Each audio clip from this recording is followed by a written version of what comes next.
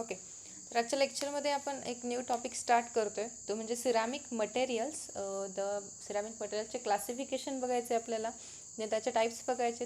तर firstly we will study about the definition of ceramic material. Okay, the definition simple आहे. The ceramic materials are inorganic non metallic compound. हे कसे आहेत तर non metallic compounds आहेत, made from the compound of a metal and a non metal or metalloids. त्याला non metallic compound म्हटले कारण ह्याच्यामध्ये सिरामिक मटेरियलमध्ये बऱ्यापैकी सगळे ऑक्साईड्स आहेत. आणि हे कशापासून फॉर्म झाले असतात? These are made from the metal and a non metals or metalloids. Okay, the properties of ceramic material, it involves the bioactive materials. Bioactive ही सुद्धा एक प्रॉपर्टी आहे सिरामिक मटेरियलची. बायोॲक्टिव्ह म्हणजे काय तर बायोलॉजिकल फील्डमध्ये हे सिरामिक मटेरियल आपण अप्लाय करू शकतो. लाईक मेडिकल फील्डमध्ये सुद्धा हे अप्लाय केले जातात. देन इनर्ट मटेरियल्स आहे, these are resolvable. these are having good polishable surface properties. then त्याला आपण इझिली पॉलिश करू शकतो सिरामिक मटेरियलला.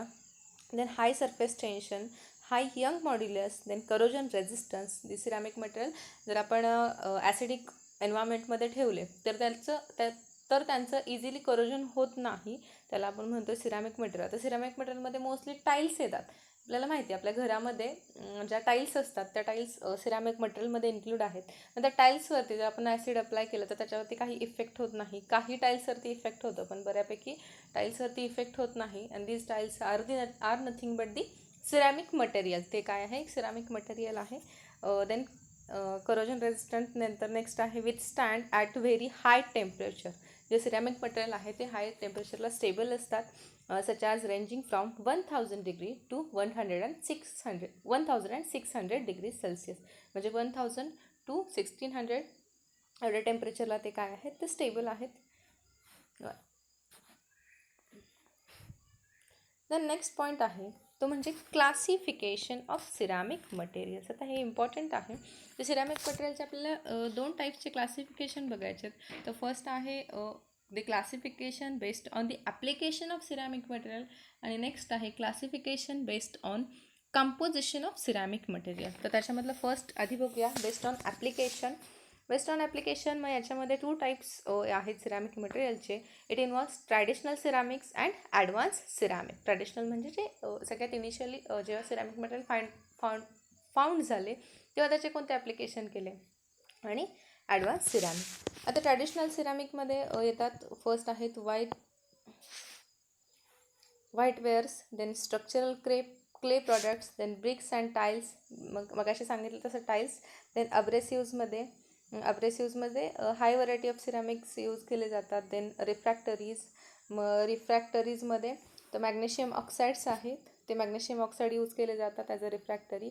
देन सिमेंट आहे, सिमेंटमध्ये सुद्धा cement are nothing but the application of ceramic material. The next आहे ॲडव्हान्स सिरॅमिक मटेरियल्स. आता ॲडव्हान्स्डमध्ये एक आहेत इलेक्ट्रोसिरॅमिक्स आणि सेकंड आहे ॲडव्हान्स्ड स्ट्रक्चरल सिरॅमिक. तर फर्स्टली इलेक्ट्रोसिरॅमिक्स बघूया. तर इलेक्ट्रोसिरॅमिक मटेरियल, इलेक्ट्रोसिरॅमिक म्हणजे काय तर जे इलेक्ट्रोकेमिकल फील्ड आहे त्या इलेक्ट्रोकेमिकल फील्डमध्ये ॲप्लिकेशन. मग याच्यामध्ये इलेक्ट्रोकेमिकल फील्ड म्हणजेच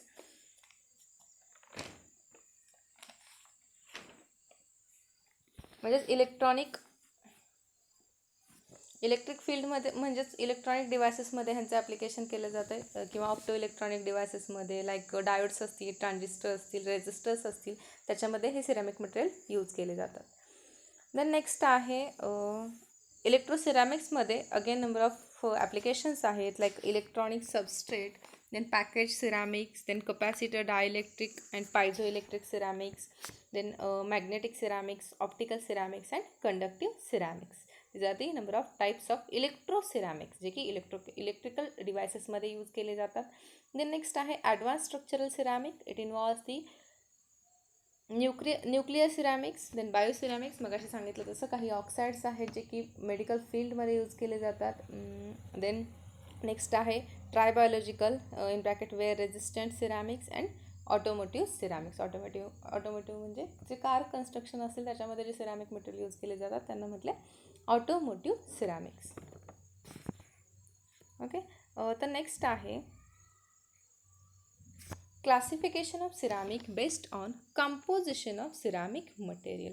आधी बघितले ते सगळे ॲप्लिकेशन होते, त्याच्यापेक्षा जास्त इम्पॉर्टंट आपल्याला त्याचे हे जे मी टाईप्स पुढे सांगणार आहे ते जास्त इम्पॉर्टंट आहेत, कारण हे 1 बाय 1 तुम्हाला स्टडी करायचे आहेत. याच्यामध्ये 4 टाईप्स आहेत. 1 आहे ऑक्साईड सिरॅमिक, सेकंड आहे silicate ceramic, then carbide ceramics and nitride ceramics. तर oxide ceramics involve aluminium oxide, aluminium titanate, magnesium oxide, lead zirconium titanate and zirconium oxides. Silicate सिरॅमिक्समध्ये पोर्सेलिन आहे, मॅग्नेशियम सिलिकेट आहे आणि mullite हा पण एक ceramic material आहे. देन कार्बाइड सिरॅमिक्समध्ये बोरान कार्बाइड्स आहेत, सिलिकॉन कार्बाइड आणि टंगस्टन कार्बाइड्स. अँड नायट्राइड सिरॅमिक्समध्ये silicon nitride, silicon aluminium oxynitride and aluminium nitride. These are the number of types. आता हे सगळे 1 बाय 1 डिस्कस करायचे आहेत. तर सगळ्यात फर्स्टली बघूया आपण ऑक्साईड सिरॅमिक्स. आता ऑक्साईड सिरॅमिकमध्ये ही जी नावं आपण आता मी जी रीड केली ती सगळ्याच्या सगळे तुम्हाला डिस्कस करायचे आहेत.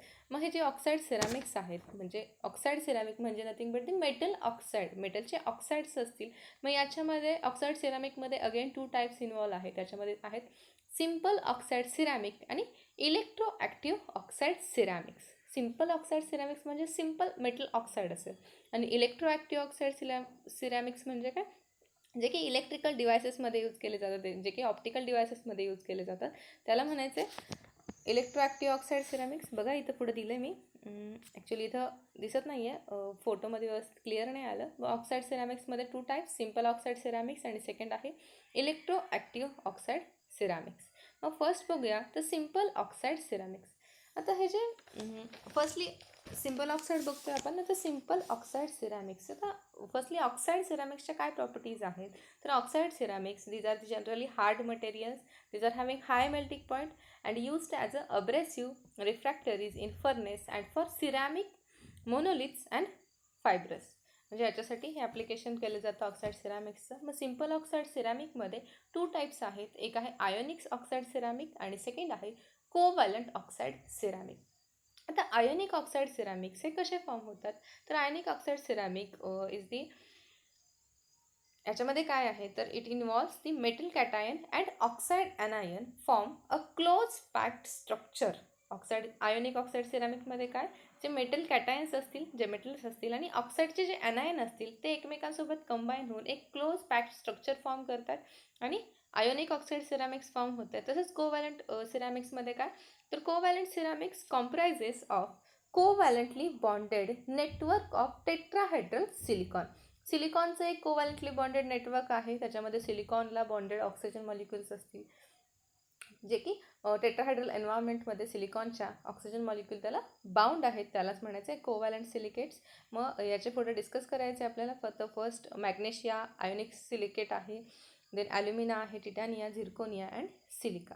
तर फर्स्टली मॅग्नेशियामध्ये बघूया, जे आयोनिक ऑक्साईड सिरॅमिक आहे, मॅग्नेशियाचा रोल काय, तर magnesia is an ionic ceramic oxide which has a cubic NaCl structure, that is FCC close packing of large oxide anion with the small magnesium cation occupying octahedral interstices.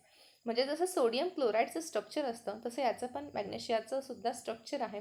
याचं close pack structure आहे, FCC crystal structure आहे याचं, आणि याच्यामध्ये larger molecule हे oxides आहेत आणि smaller molecules R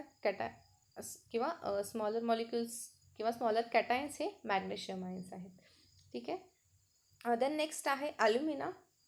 आता ॲल्युमिना हे जे सिरॅमिक ऑक्साईड आहे हे कोरंडम नावाचं जे मिनरल आहे त्याच्यापासून फाइंड आउट केलं जातं, त्याच्यापासून फाउंड होतं, आणि याचं स्ट्रक्चरल अरेंजमेंटसुद्धा हेक्झॅगोनली पॅक्ड आहे. जशी मॅग्नेशियाची FCC स्ट्रक्चर होतं तसं याच्यामध्ये हेक्झॅगोनल स्ट्रक्चर आहे, आणि हे जे ॲल्युमिना आहे ते कोरंडम नावाच्या मिनरलपासून फाइंड आउट केलं जातं. देन नेक्स्ट आहे टिटॅनिया. आता टिटॅनिया माहिती आहे, टिटॅनिया हे पिगमेंट म्हणून यूज केलं जातं. पिगमेंटच्या सिंथेसिससाठी रॉ मटेरियल बघितलं होतं आपण. पिगमेंटच्या रॉ मटेरियलमध्ये आपण टिटॅनिया हे मेन यूज करतो as an ingredient. This titania is having very high refractive index and mostly used in a paints. Next आहे झिर्कोनिया. आता zirconia, the structure of zirconia is FCC. जसं मॅग्नेशियाचं स्ट्रक्चर होतं face centred cubic, तसं झिर्कोनियाचं स्ट्रक्चरसुद्धा face centred cubic आहे.